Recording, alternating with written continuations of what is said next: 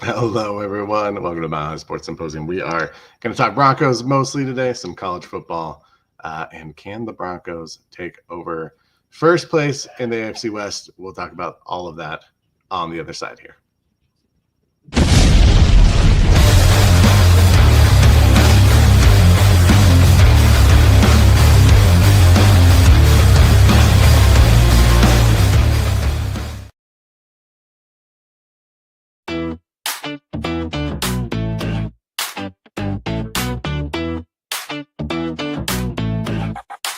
Yo, welcome to the show.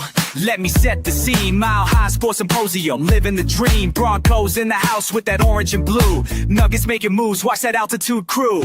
Avalanche bringing ice, check the skills they display. Rockies swinging bats, ready for a game day. Rapids in the mix, kicking it with style. Buffs bring the heat, put the rivals on trial. Out talking JJT, they got the scoop. Mile High vibes, feel that energy rise. Sports on the menu, watch the crowd mesmerize. From football to hockey, we're taking it higher. Join the celebration, feel that sports desire.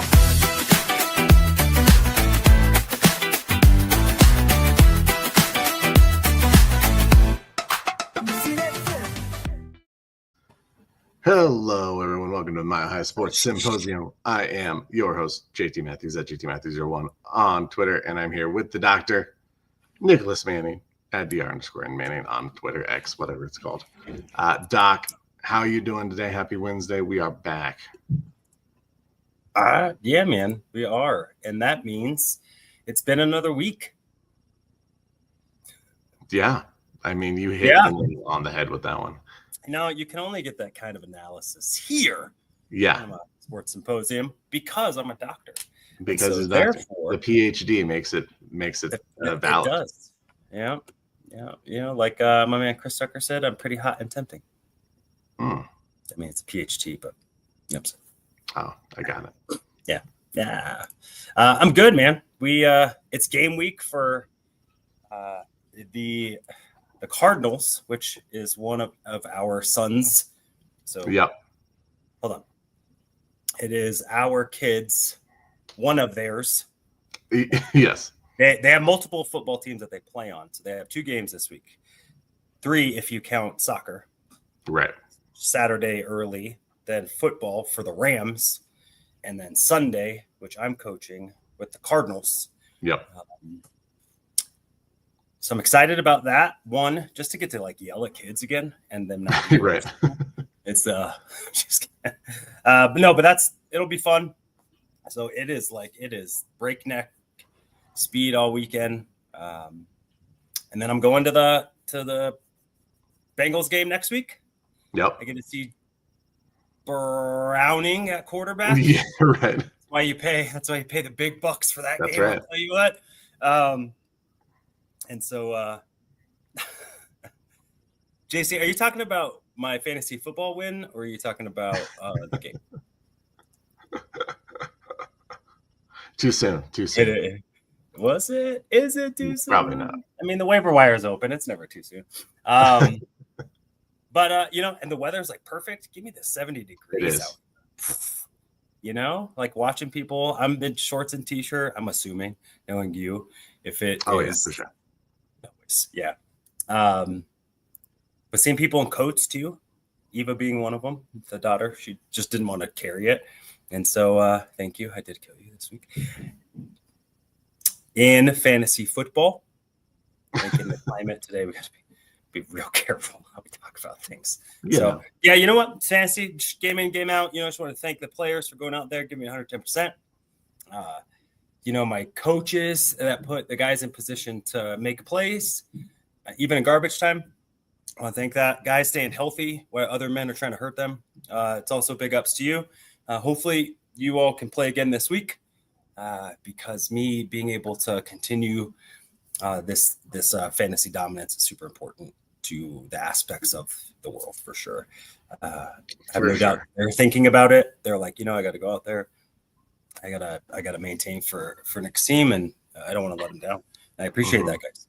Appreciate that. Yeah, and obviously, how well your fantasy football team does directly correlates with how much you actually know about football. So for sure. If your fantasy teams aren't good, you don't know ball. I mean, it's enough that you should be able to confront Lamar Jackson during a game. I feel like you should be able to put hands on a professional athlete and be like, dog, I needed 5 more points. And if they don't get you that 5 points, you should be able to say mean things to them and all that stuff. And they go on the trade block. I don't see how those don't correlate. I think it's completely reasonable. Yeah, for sure. Yep. How are you? Because I went on my spiel.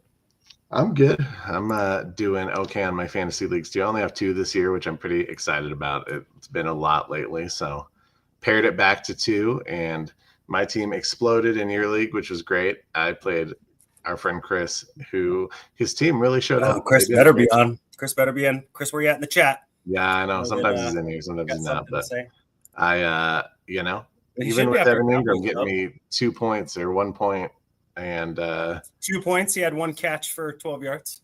Yes, 2 points. 2-point outing. Yep. I had lots of guys show up, and it didn't even matter. I had the game won before almost before you'd even played anyway. So, yeah, I mean, just wake up in the morning and piss excellence. That's what I say. That's right. Well, let's talk about some sports.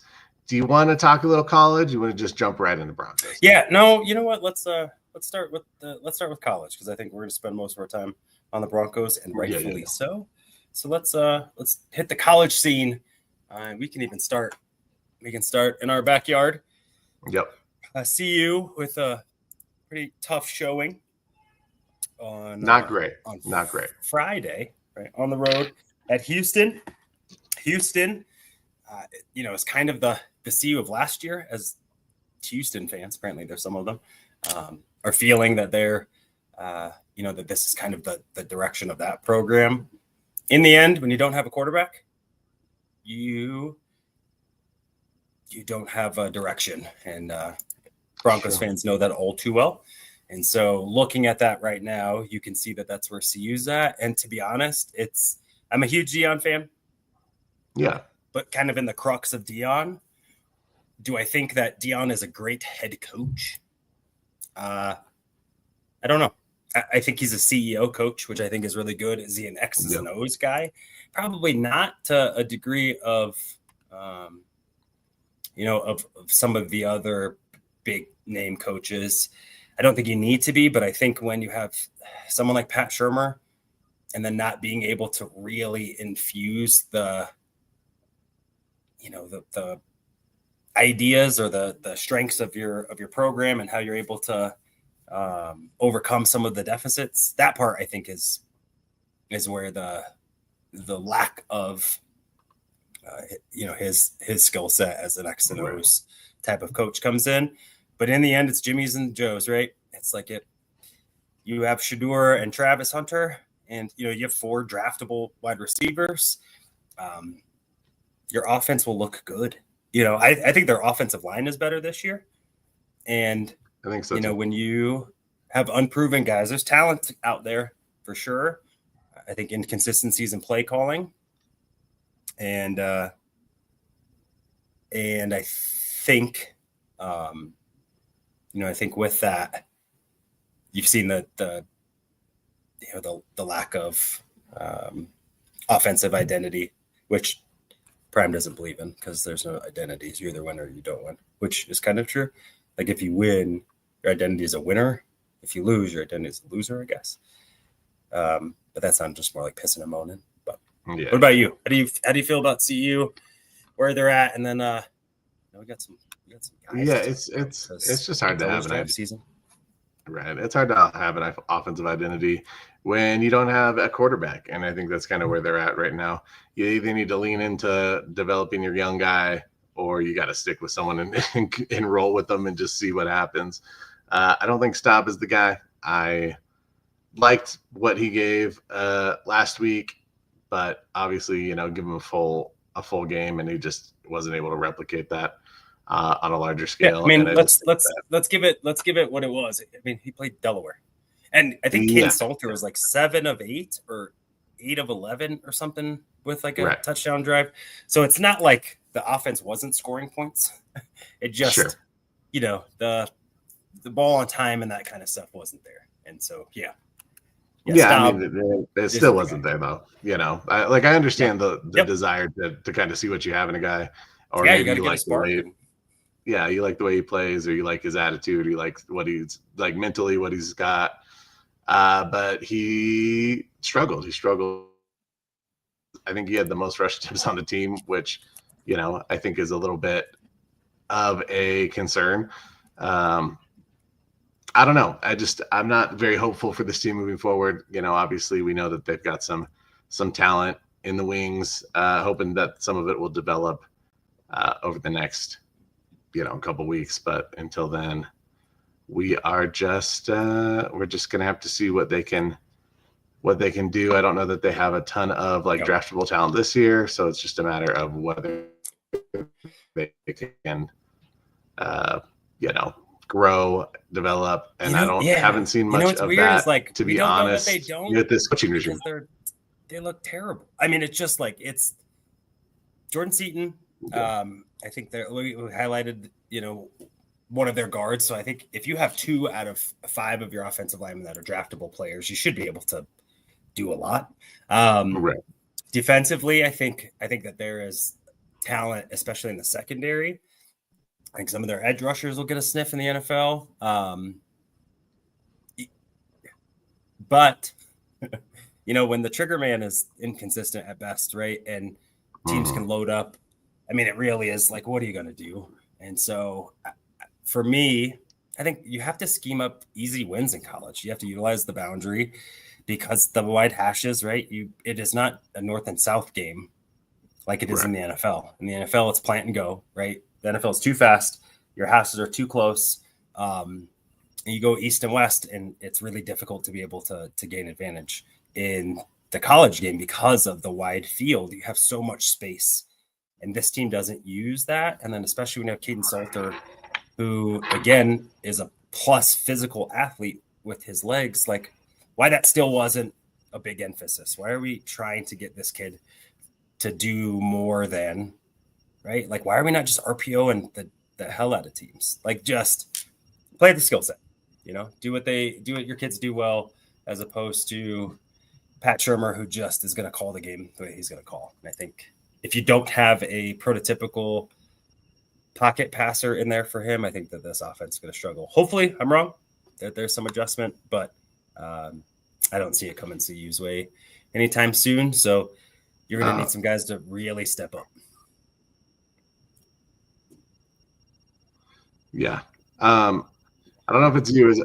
Are you having an issue with my audio or vice versa? Because you're a little choppy. A little bit. Let me get out of my stuff. Let's see. I'll vamp. It's okay.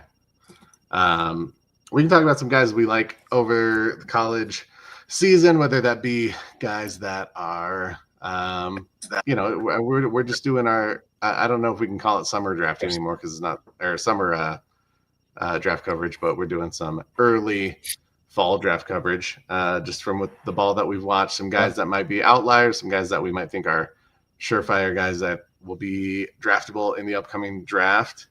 I want to throw a name out there. I think he'll probably be a day 2-3 guy, but Darryl Gill Jr. is a wide receiver for Syracuse. Ooh. He lines up on the outside, but he really catches a lot over the middle of the field. When he usually runs routes on the outside, he can beat a guy downfield, but I don't know if he's got elite speed. So that's something I'll have to watch a little bit more to see if he does or can develop. But he catches a lot over the middle of the field. He's a great possession receiver. He finds the zone, the holes in the zones really well. He has great hands. He had a fantastic catch this week. I don't remember who they were playing. But he mossed the dude. Like, the ball was kind of thrown out in front of him. The cornerback was in position. He just kind of reached out both hands, like pulled it, got it, and pulled it into himself. The corner bit on it, and then he was able to get, I don't remember if he scored or if he got down to the goal line, but just a great catch.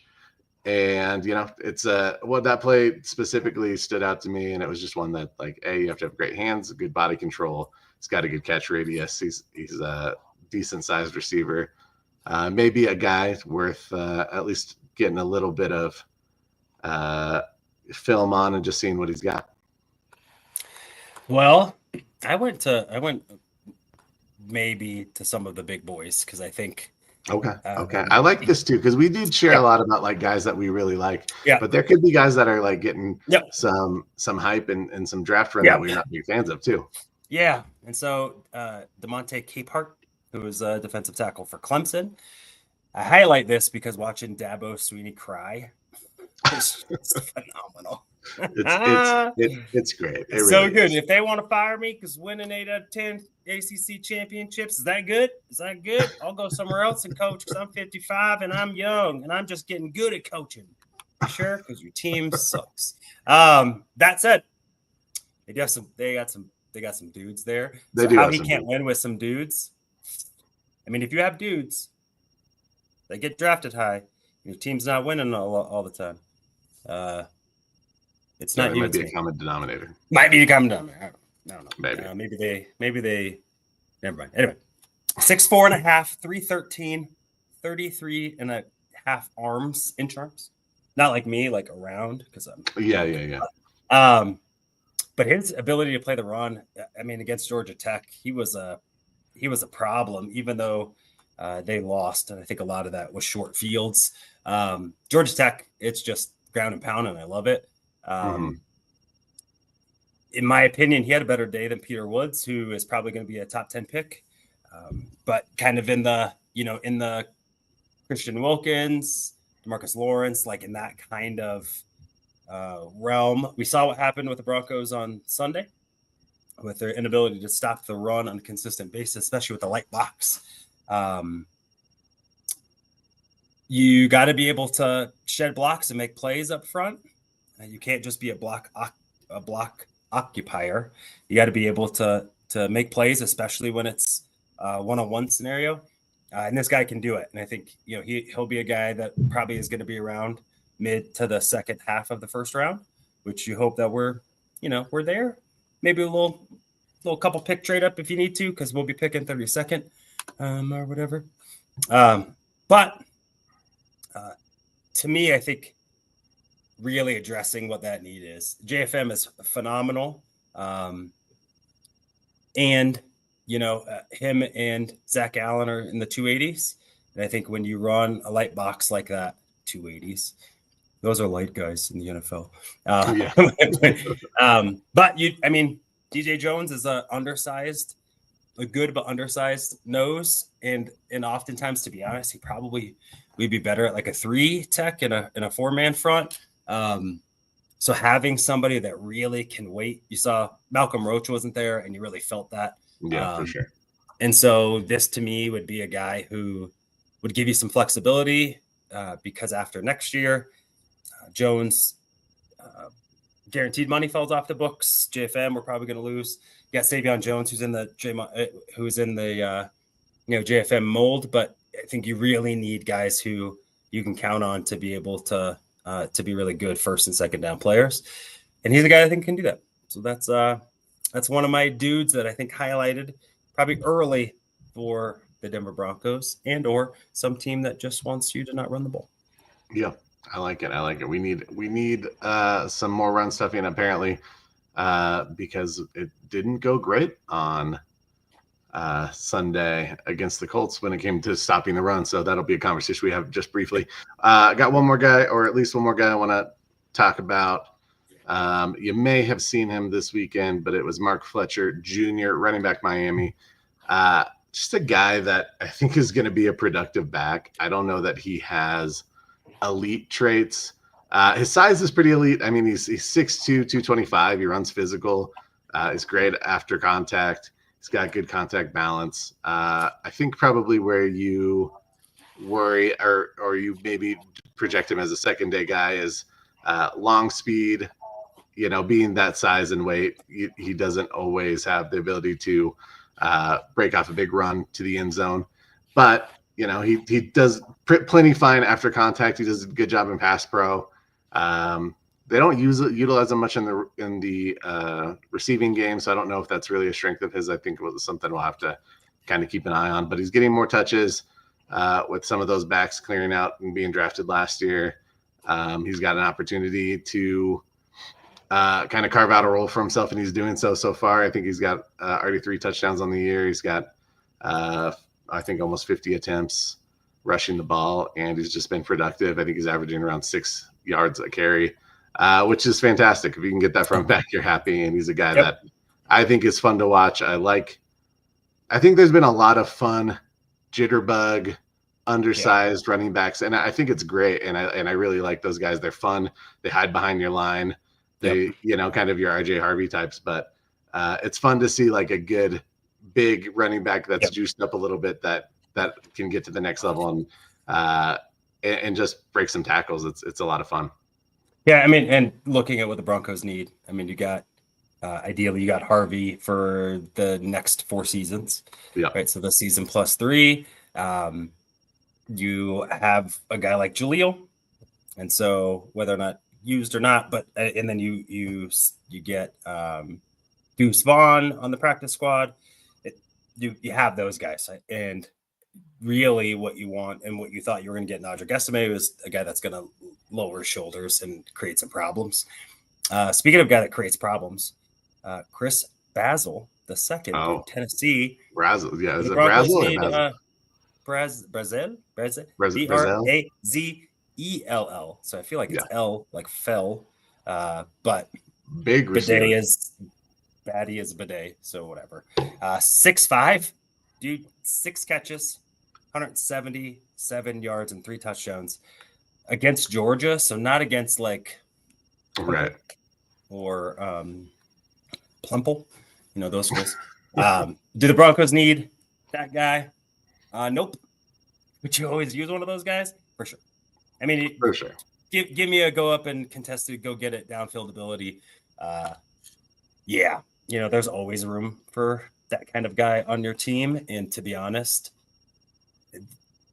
the Broncos need big play guys. I mean, you just continue to do. So, first or second round, maybe the second round, because he doesn't really have a lot of nuance in his route running. So maybe it's a Troy Franklin double up. But I mean, you see the surge of Quentin Johnston, right? And how all of a sudden when it clicks for a guy like that, what can happen? And you'll never go wrong with having talent. Like I'd rather have we have too many guys that can make big plays on this team than it's third down and we are throwing it to Adam Troutman and Lucas Rowe. So it was hard to not be able to me, I think he was he was the player of the week considering, half of your catch. That's like Randy Moss-ish, right? Like that's 3 catches, 3 touchdowns. Like, geez, man, against, again, a team with better talent than you. They should have won that game. They should have. For them to decide, but that wasn't. Yeah, but that wasn't on him. You know what I mean? He definitely pulled his weight. Yeah, he pulled his weight and then some. So, I really liked what I saw, and it kind of reaffirms what he showed last year and kind of the glimpses of it. So it'd be pretty interesting to see, if he continues to shine a bit. Yeah. No, I like that. He definitely gained some traction this week. I think he's intriguing because of his size alone and his ability to catch the ball. I mean, that catch radius is crazy. He's athletic. It'll be interesting to see how his season progresses, but I expect he'll be a day, probably maybe a second round guy. But if he continues to have games like that, he could inch up into the first round. So I think he's definitely an intriguing prospect. Anyone else, or you want to move on to some Broncos talk? No, well, I think there's always a bunch. So let's go ahead and jump into some Broncos talk. Yeah. Do you want to transition? You got our graphics. I do. So as we move, let's give some shout outs to the folks who do some of the best stuff for us. Might ask what that is. One, I don't have the graphic to show you, but what I am going to do is tell you about our. No, I'm not. You know what? I'm not. I'm not actually. Because I don't want to. First, because Chris had to be a jerk. What app? Catching that L, but I do want to. I'm doing Fantasy well. Football L. Looks good. Yeah. Can't spell loss without Chris. So, with that though, don't have the graphics. I don't know why they aren't. Oh, that's all right. uploaded Well, I for can us, read but off the read off the schedule real shows quick. for me, and then let's go from there. Yeah, I got all of our shows on the network, starting with Orange and Blue Blitz with Isaiah Bronco Gentleman Henderson on Mondays. And we've got Bronco Bros with Dak and George. Nothing Rhymes with Orange and Blue with Johnny and Jay. Shout out Jay, he was in the chat earlier. Broncos Talk with Aiden and Bronco Libre. Viva Los Broncos with Adon and Bronco Libre. And then on game day, you got the Get Bucked Game Day show with Isaiah and Johnny. And then whoever else happens to jump in that day. And same with Buck Your Feelings, which is the post-game show. Same group, Jay, Johnny, and again, whoever just jumps in there. So lots of content on the network. If you ever want to find a show that covers the Broncos, there are plenty to choose from. And so you've got opportunities and options to do so on this network pretty much every day of the week. I think the only day we're missing is Thursday, but every other day we got shows going on. So pop in, see what's going on. Hit our YouTube channel. I've still got a giveaway going on, Doc. We do. So once we hit 529 YouTube subscribers on the Orange and Blue Network, we'll be giving away our very own Bo Nix orange jersey. So enter to win that by going and subscribing. So if you haven't yet, please do. Also, like, subscribe, all that good stuff. Comment for the algorithm. Helps us out too. And sure. I think with that, hopefully you're dialed into, like you said, we have some really good content. I really appreciate the network just being on the chat, guys, picking each other up and supporting each of our shows, whether that be personally, or that be jumping on to support the conversation, stepping in for one another, or tapping each other out. Sometimes, you know what, it's all right to take care of your business, and Broncos country and sports fans will be okay without our show, seeing as how we have them a lot. So you can always find something the next day. So I appreciate that. We're with some really good people, and thankful for our crew for sure. For sure. And so with that, speaking of crew, you know who doesn't have a crew? Who's that? The Chargers, because they literally have no fans. That's true. Like, if anyone in the chat is a Chargers fan, will you say like, hey, like just raise your hand, or you can code it with like a wink or something, so you don't have to, like, however you want, whatever you want to do. But I just haven't met any. Even when I went to games in San Diego, they weren't fans there either, which is why they're not in San Diego anymore. Chris, I would be a Chargers fan if I were a Cowboys fan. Actually, that's fair. That's fair. But let's before we get there, let's talk a little bit about what went wrong and maybe some positives from the game against the Colts. Yep. So, what do you want to start? Would you like me to start? Yeah, I mean, I'll start. That's fine. I think defensively we were expecting a little bit more from this team, especially up front and down the middle. Their inability to stop the run, and Taylor is a great running back, so I don't want to take anything away from him. He's definitely hard to get down. We had issues with him last year. Aside from a unforced fumble, we probably would have lost that game last year. And to the Colts' credit, they're a really well coached team, and they're really with Daniel Jones seem to have taken a step in the right direction. I want more up the middle with this team. I need more from the linebacking crew in particular. I I wish they would have been able to stop the run a little bit more, been a little more stout. I don't know. I think that ultimately the team did a lot of good things, but obviously you didn't do enough to win the game. And so it leaves a sour taste in your mouth. And I think that that's probably the first thing I point to is like, hey, if you can stop Jonathan Taylor, then, you know, your secondary, we've talked about it. We talked about it in the offseason. It's the strength of your defense. You've got a lot of guys who can play in that secondary. But, you know, if they're constantly having to play the run, then it makes it difficult to, you know, just focus on your primary job, which is stopping that receiver, matching up against those receivers. So I think that was my biggest criticism of the team on Sunday. Yeah, I mean, that offensive line, I mean, they manhandled the defensive front. I mean, there was really no, you know, there were a couple of runs. I think that there was only one, at least Jonathan Taylor run for loss or no gain.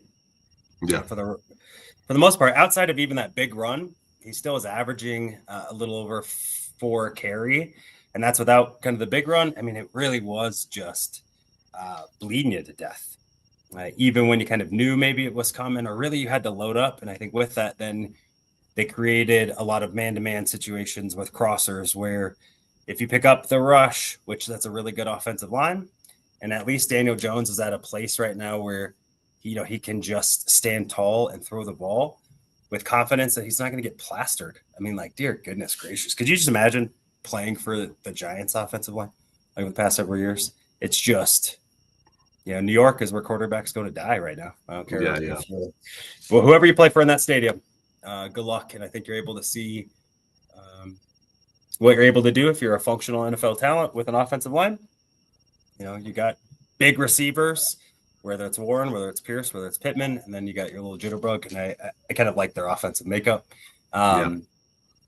With all of that being said, I think we can say that the Broncos lost the game. You throw a pick, and again, to me, that one, I haven't really said that. That's a physical error, so I'll take that. I don't mind the read. You try to short arm it so that your arm doesn't get hit. I'll take that. That said, if that ball hits dirt, there's probably points there, or the drive's continuing, and so you have that. You obviously have multiple penalties on offense that make a field goal from a chip shot to routine, and it doinks off of the post. You stop the Colts, and then you forget your responsibilities to for like a 60-yard field goal. Like, why are you trying to be a hero? And then you don't even get the push. Like, come on, Indy. You're gonna leverage, like, block the damn kick. Right. So is that positives, though? I'll kind of slink us positives. Chris, I appreciate you putting that in there. Yeah, I mean, I think RJ Harvey is the clear 2 back, and I think with that, we'll see if he's still kind of a minimal production-ish by week 8. I'll be a little bit more worried, but I think J.K. Dobbins has looked like a big boy running back.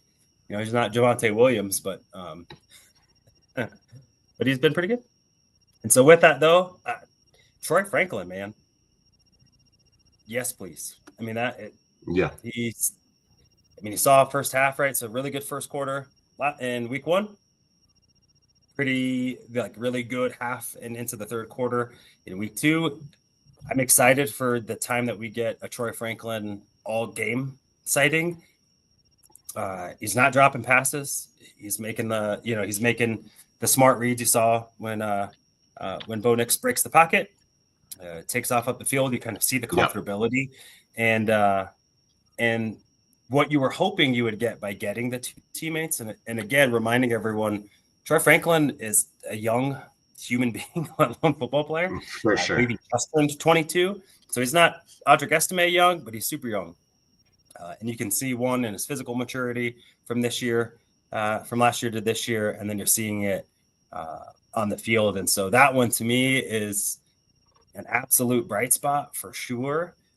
And if he can continue the ascension, even at the slow tick pace I think you have yourself a legit number two, and maybe even a guy again that shows upside to be your number one long term because of his ability to get deep, yak, etc. So loved what I saw from him. So that I think, Chris, you hit it on the head. And my favorite haterade is lemon lime for sure. So, all right, it's an interesting choice. Just boring. That's all. I know it's sentimental. Yeah. It is classic. I'll give you that. I think the positives. I agree. Troy Franklin was positive. I think that Bo Nix played pretty well. Aside from that pick, which it was costly at the end of the day. I think you score a few points. You have opportunity to score points there. You have opportunity to score points on the missed field goal. Obviously, that doesn't happen. You lose the game. So I think if you would go back, obviously you'd do things differently. The running game looked pretty good. I think that's something we talked about after week 1 that we were a little bit concerned about. I was glad to see them establish the running game. I was glad to see JK get out in space and get some yards after contact at times. I just feel like that's what the team is missing. The team is missing a guy who can make a guy miss and get some extra yardage. And I think even our receivers, as much as I like our receiving crew, and I do think that Franklin has the ability to do that. I think we know what our receiving core is right now, and I think it's a lot of sure-handed guys. It's a lot of guys that are coachable. It's a lot of guys that can win jump balls, gadget guys, but I don't know if we've got anyone that can kind of stretch the field the way that we need it to, and I don't know if we have anyone that can win with skill after they get the ball in their hands right now.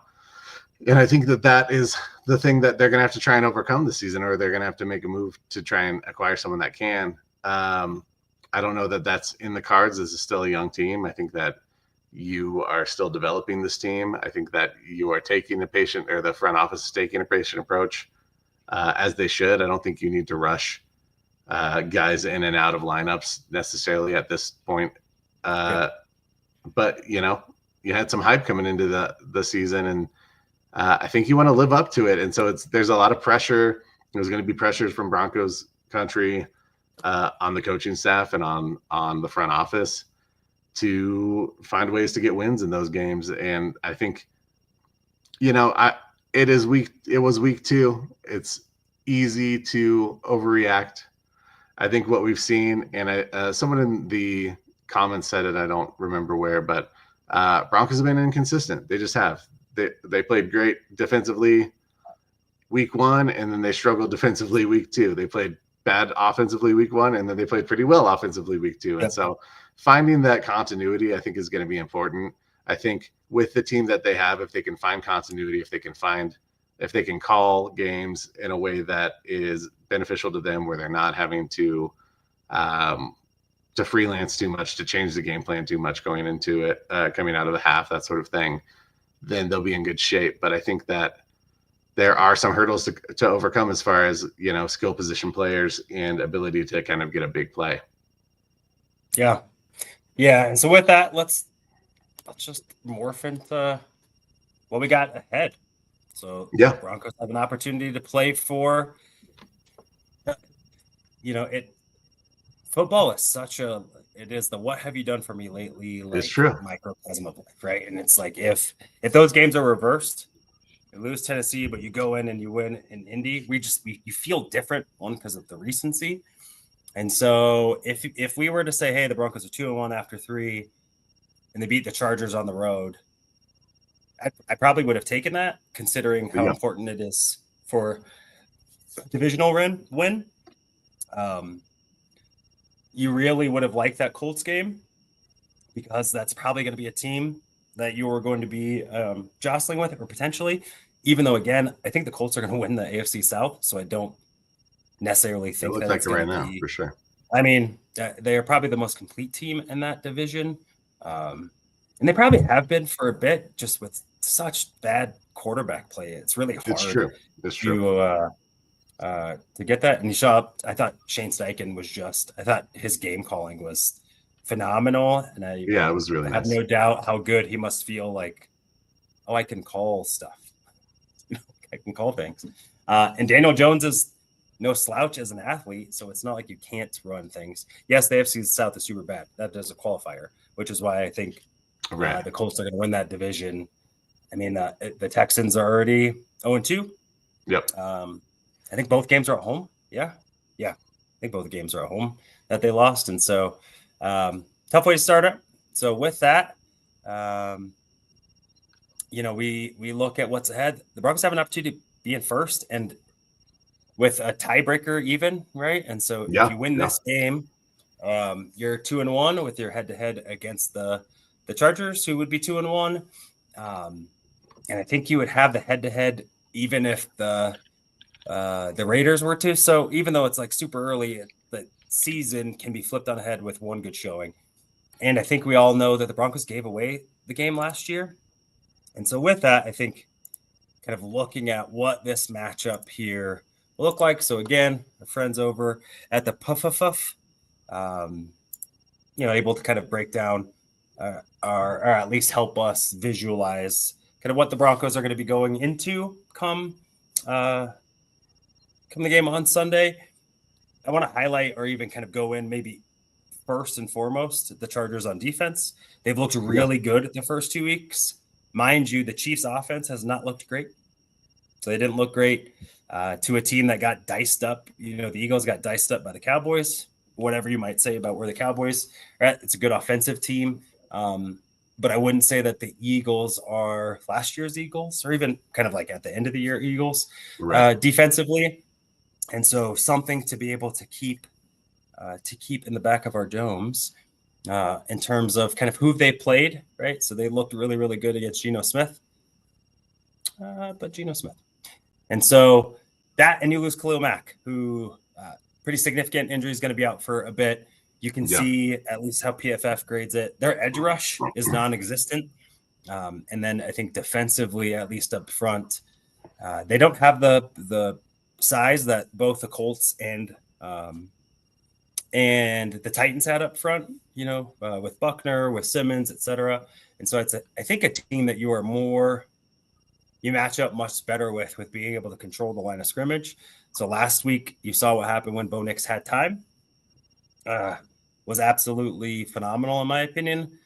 The one time, that really pressure in his face, like most quarterbacks, you saw the air, continued consistency running the ball. I think you feel really good, in my opinion, kind of in the middle of the field in terms of at least the front seven. Safeties are where it gets a little tricky. The Evan Ingram sighting, I don't know if that's going to happen this week. I don't know when it's going to happen, if it's going to happen. But something for us to keep note. And then I don't know how much of, the Dante Jackson sighting as an elite cornerback per PFF, how long that's going to last. But it's a game, in my opinion, I think that sets up well, at least on paper, for the Broncos and where they're at. I think being able to keep the ball, similar game plan last week, I think can be effective or pretty effective against the Chargers this week. Yeah. No, I'm with you. I think that I would look to run the ball. I would look to try and attack that line. I think that they've got some good players in that secondary, but I don't know that it's something that you here. I think that, like you said, the same approach would be good. I think with this team, with your inability to kind of hit the long play right now, I think you're like you said, Jackson's been having a really good season. Derwin James is still Derwin James.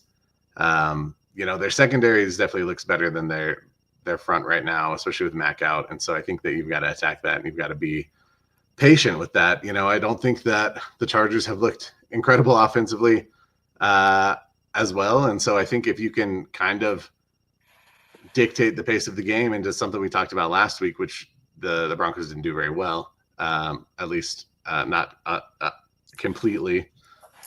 They need to really put kind of their stamp on a game, and this is their first opportunity to do that as far as being able to win in the trenches and kind of dictate where the game goes. And I think that is, I think all the points that you made are really nice. I don't look at this defensive group as one that's really, not to say that they're not talented, but I just don't think that you match up well against them, I think. And I think that they can walk away feeling okay about the matchup and what they can do on that side of the ball. And like you said, Evan Ingram has the ability to be a really big X factor, assuming he's healthy. I'm not sure after last week if he is or not, but we'll continue to kind of keep an eye on that.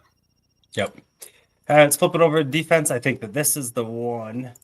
I mean, you would have thought before kickoff Sunday that you take the Broncos probably in any matchup. Justin Herbert, it's kind of like early season Justin Herbert is he's a different animal before it's playoff time for sure. But he's playing really, really good football. I think when you have trust in your receivers, so Quentin Johnston being a real threat. I think Keenan Allen has shown he still can play a little football. You got McConkey in the slot. It's shown to be a good trio for him. They can't run the ball to save their life, and I think hopefully you want to be able to keep it that way this week. But my concern a little bit is up front, but I don't feel overly confident right now with the play of Alex Singleton and Justin Strnad. Correct. I think Strnad has been okay. I think he's better than Singleton, which you got to kind of expect a guy that hasn't played football in a year, but hasn't really been a force that you need him to be, in particular when you run kind of light boxes, etc. You're really relying on Hufanga to be your fit run support. And so with that, I think it concerns me about, right now, then the weakness of this team is the strength or the weakness of the Chargers, and rightfully so. I think their fans are identifying and acknowledging that and are signaling that this really is an opportunity for a get right game. And so it'll be really interesting to see. And I think really who wins this matchup, if their ability to run the ball, they start really getting that going, and this becomes the week, I think that the Chargers win. I think the Broncos make the Chargers one-dimensional. I still think I feel pretty good about the secondary bouncing back. I think, when you're not really able to get pressure, that can happen. I think you're going to be able to get more pressure against this group for sure. Yeah. But if they're able to run the ball, dictate play action, Herbert's a guy that really will cause problems. And, rightfully so. He's revered as one of the best quarterbacks in the league, tool set wise, right? 6'6", laser rocket arm. And with guys that you feel confident in, you can see that he's playing like that. And good for him, kind of wish good stuff on good people. It sounds like he's a good dude. I don't want him to be good at football, but he is. Right. And so with that, though, Phillip Rivers was pretty good at football. He didn't win anything. So, Herbert, you could be really good at football, make a ton of money, have really hot girlfriends, and still get diced up by the Broncos. Yeah. And then I'll be happy. You'll be happy. Your kids, grandkids, all that stuff. And we can all have it all. So that's what I'm hoping. Broncos come in and really dominate, reestablish themselves up front. To push back against Deion's, you don't have an identity. Yeah, you do. Defense is this team's identity. I think as the defense goes, the Broncos win. You want the offense to be able to keep you in games, and they did without a stupid field goal call. It was a game that really the offense kind of kept you in the game and gave you an opportunity to win. And I think this is one of those that we need. That we need the defense to come back and show why they were seen as the number one defense heading into the season. Yeah, and I think it's a proud group from what we've seen, and I think there's a possibility you get Greenlaw this Sunday, correct? Unless there's some update that I'm not aware of, but I think that there's an opportunity you get him back on the field. There is, yep, yeah. Opportunity. We'll see. We should get the injury report here soon.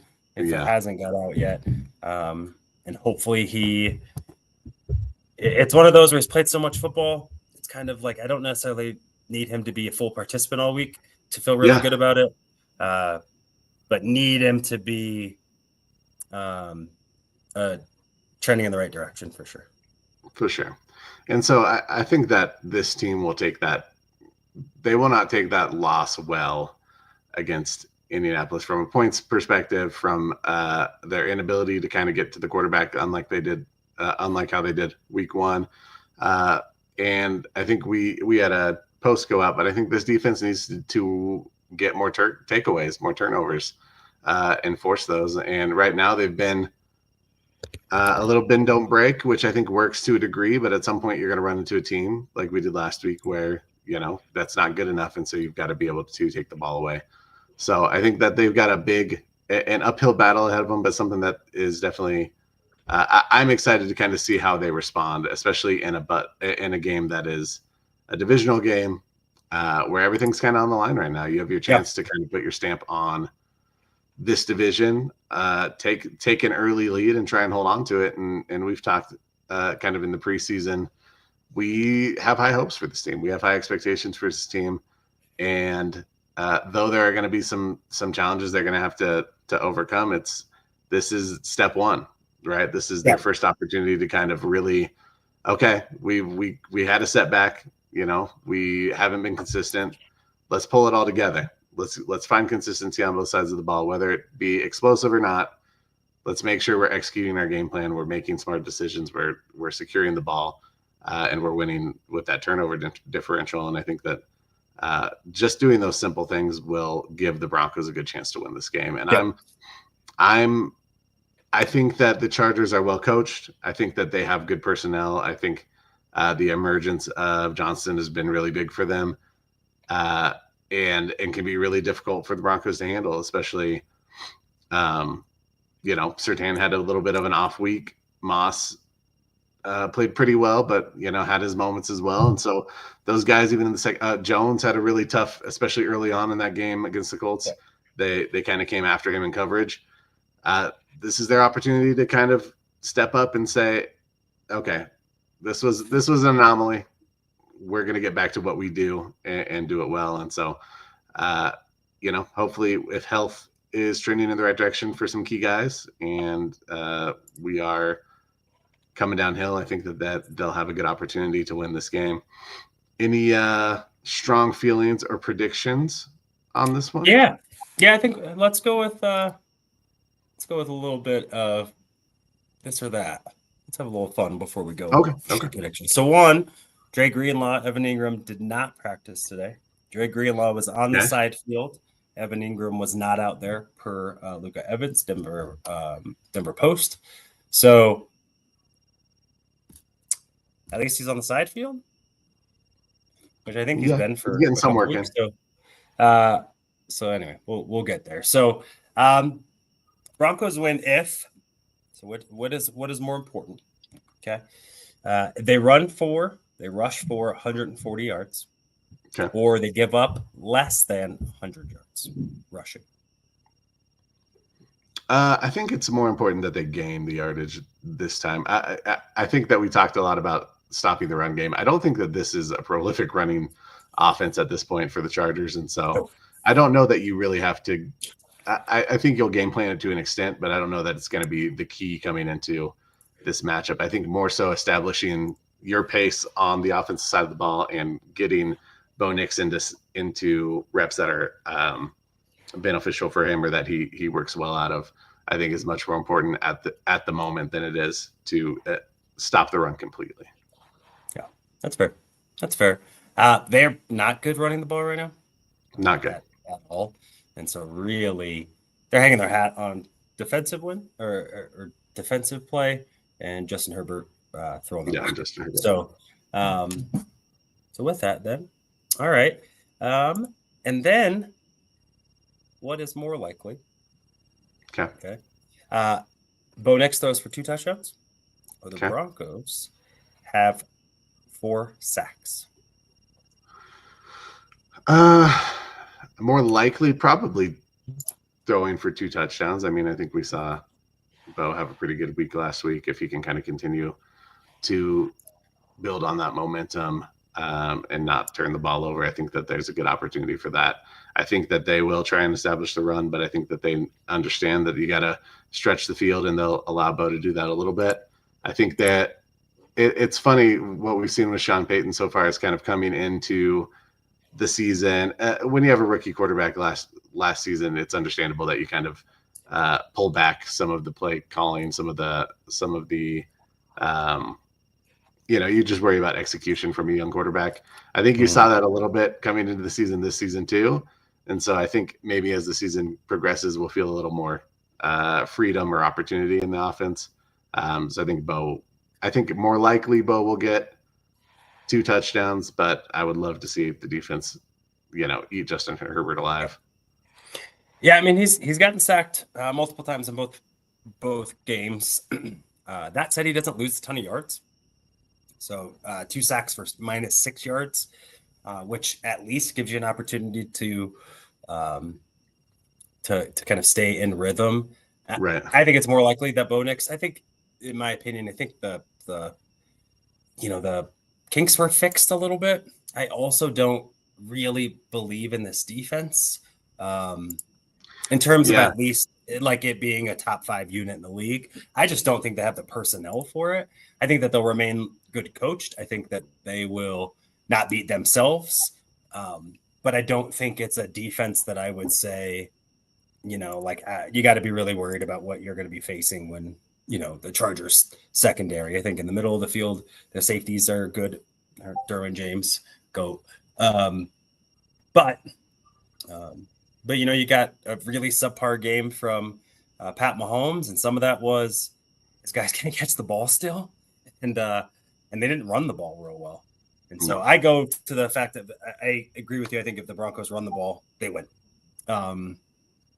Because I think actually if the Chargers, which they ran the ball 26 times for like 86 yards, it's like a little over 3 a pop. So they're going to run it a lot. I think even if they do and you give up, 120 yards, that probably gives, less opportunities for Justin Herbert, who is, averaging 9 yards an attempt right now or something ridiculous. And I think with that, I would much rather stay in the game late. Both the team's special teams aren't that great. And so I think I believe in Will Lutz not to have 2 bad games in a row, or 2 bad kicks in a row even. And so I think some of that stuff hopefully should or would get corrected. But I also think Bo Nix will be a little bit more of a threat running the ball. Pat Holmes had a really good game scrambling in game 1. Geno Smith doesn't really do that, and you saw, I think, some of the limitations when you're not really running the ball effectively. I think he's a guy that can provide that spark. So I think it'll be a Bo Nix game. So with that, who is your X factor for the game? You know what? This is a guy I want to highlight, I think, for both teams. And maybe not, outside of the quarterback position, which I think we all would know. Usually who plays better is going to be the team that wins. It's usually that case, and I bet will be no doubt this case. But outside the quarterback, who's your X factor for the game? Man, it's hard. I've got a couple that I could go with. I think I want to go defensive. I think I want to go Jonathan Cooper. I think Cooper's a player that he leaves me wanting more a little bit sometimes as far as his ability to pass rush. And then if he's not able to get to the quarterback, then, sometimes I feel like he loses his effectiveness. I want to see him a little bit more. I don't know. I want to see him get after Justin Herbert. I want him to win on the edge a little bit more. He's a guy that I think that they need to get going for them to really kind of put pressure on offenses. And he's been a little bit underwhelming up to this point, in my opinion.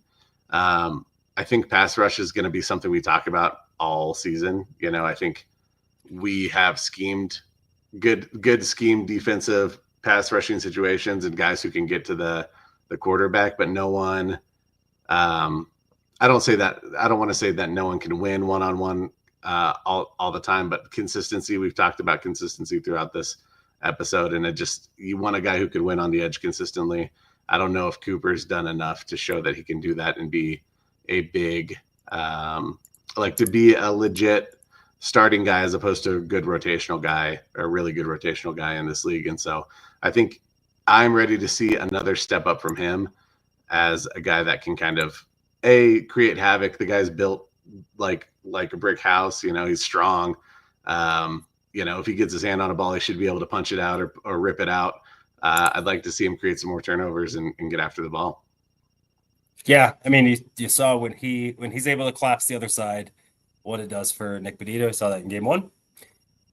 So game 2, no one was really winning their one-on-ones. So I think Jonathan Cooper against Trey Pipkins III, much better matchup. Much better matchup for sure. Braden Smith is a really good tackle.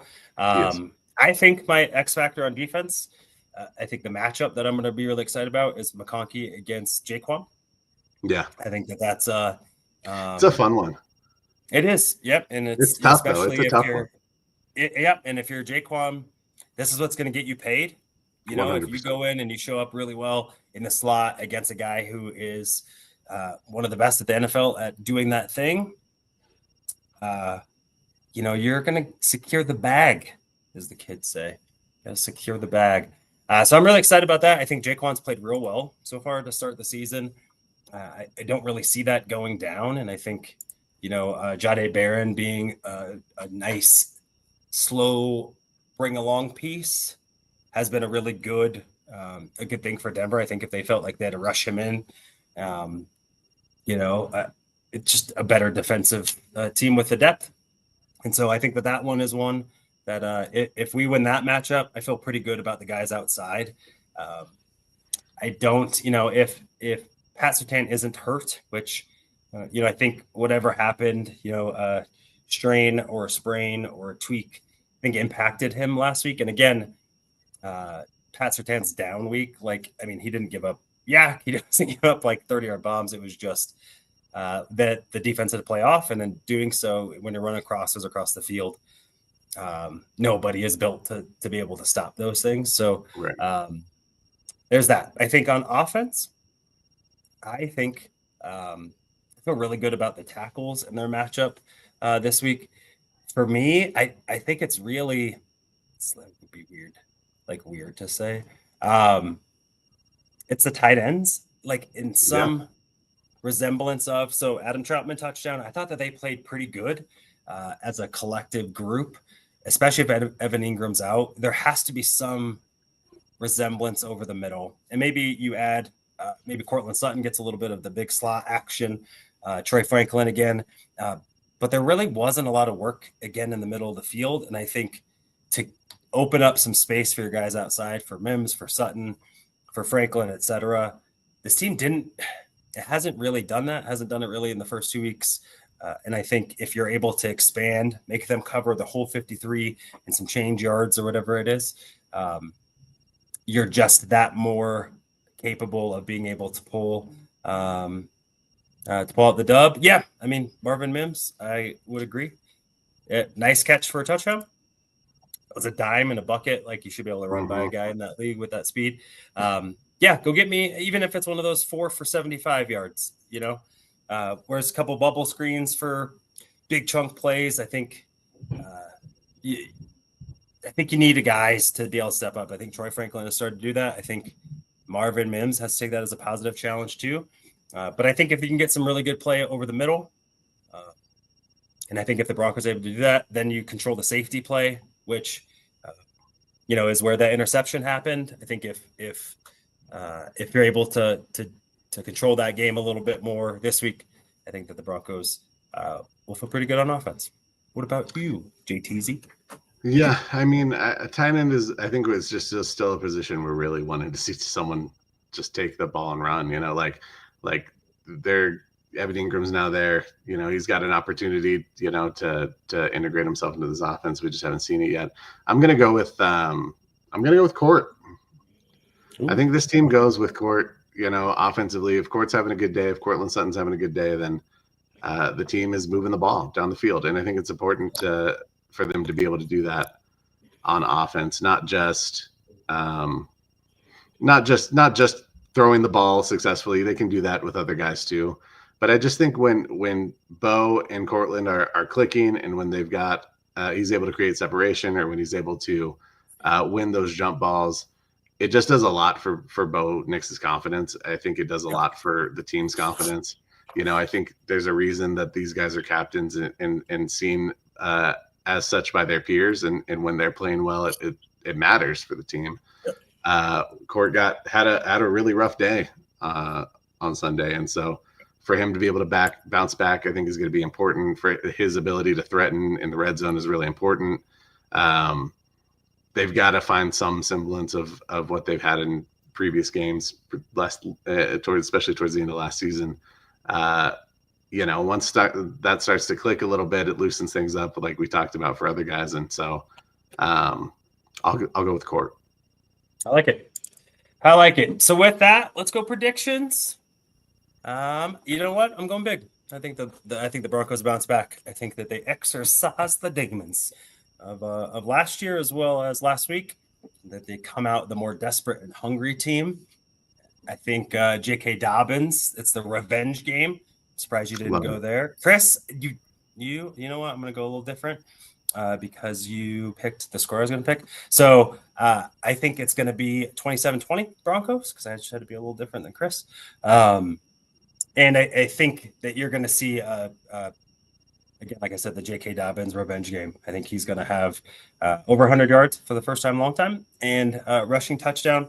And because I think also Sean Payton wants to show that he's a better coach than Jim Harbaugh, which has been, it's debated-ish, or has been, and I think that there's some ego there. So Broncos win 27-20, and we're able to say the Broncos are in first place. I don't even know when. I'll Google search it at some point, but it's been a while. It's been a while. Well, as your the show's eternal pessimist, I am going to predict a Broncos win 23-20. I think that to be honest, like if the Broncos kind of fix some of the errors that they had last week, they win the game against a good team, against a team that's really well coached, against an offense that went out and did what they wanted to do on that side of the ball. I think that a few less errors, a few tweaks in the game plan, Broncos win that game. You hit your field goal. If you're Will Lutz, you hit the field goal, you win that game. You don't throw up that pick towards the end of the game. You win. You have the ability to win that game. You don't get penalized on a leverage call. You win the game. And so there were just so many things that didn't go right, and they were self-imposed. And I think that does matter, and it does factor into what this team's going to look like and the personnel that you keep. But you clean that up and you win that game. And I think that this team, I think the Chargers have come out the gates and played well, but I don't think they've been world beaters. I don't think they've been incredibly impressive on the offensive side of the ball. I think some guys have had some good moments. Quentin Johnston's one guy that we talked about breaking out. You've got to put the reins back on them a little bit, but I don't think that this is an unbeatable team. And I think as far as the way you finished the season last year and the expectations for this year, it's one that you feel like you got to go get. It's not a must-win game. It's too early for those, but it's a great tone setter for the rest of the season if you can kind of get in the driver's seat and see what you can do from there, as opposed to trying to climb your way up from the bottom. So I'm going to predict a 23-20 Broncos win. Love it. All right, everyone. Well, we appreciate you. Thanks for tuning in. We got to run, but we have don't forget to tune in. We've got the pre and post game shows on Sunday for your Broncos coverage. So make sure you hit us up on those, and be sure to like, comment, subscribe, share, all the things that you can do to kind of get us out there, and so we can have more conversations like this and enjoy interacting with fans. Thanks everyone for being here. We appreciate you. Be kind to one another. Be safe out there. And if you need a sports prescription, ask a doctor. For real. From football to hockey, we're taking it higher. Join the celebration, feel that sports desire.